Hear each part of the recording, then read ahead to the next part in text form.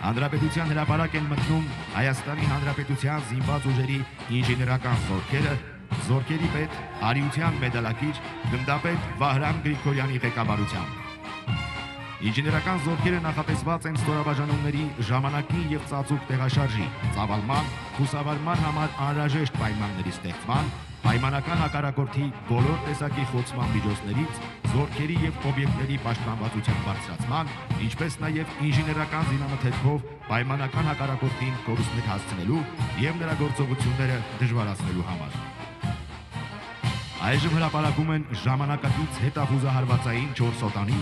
գայլ ռոբոտային համակարգերը, որոնք տարբեր կլիմայական եւ բարդ ռելիեֆային պայմաններում Հայաստանի Հանրապետության բանակի զինվորի հետ ունակ են իրականացնելու տարբեր բարդության, հետախուզման, հայտնաբերման, թիրախի տարբերակման, կրակային աջակցման, ինչպես նաեւ զինամթերքի եւ այլ անհրաժեշտ միջոցների մարտի դաշտ հասցնելու խնդիրներ։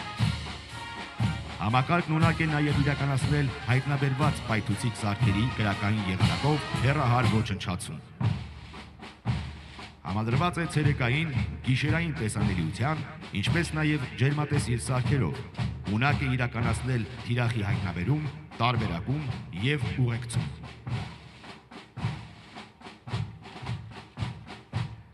Հաշվի առնելով ժամանակակից պատերազմների բնույթը եւ տարբեր հակամարտությունների ընթացքը, ներկայումս տարբեր պետությունների բանակներն անցնում են արհեստական բանականության ողջված եւ հեռակառավարվող ռոբոտացված միջոցների, որոնց կիրառումը մարտի բարդ պայմաններում զուգորդում կամ փոխարինում է զինվորին։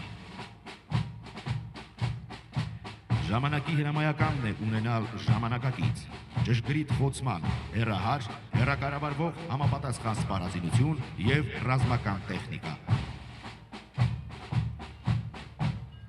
Համաձայն Հայաստանի Հանրապետության կառավարության սահմանած զինված ուժերի զարգացման տեսլականի, վերջին տարիներին զգալի քայլեր են կատարվել բանակի զինանոց նարդի տեխնոլոգիաներով եւ սպառազինությամբ համալրելու ուղղությամբ։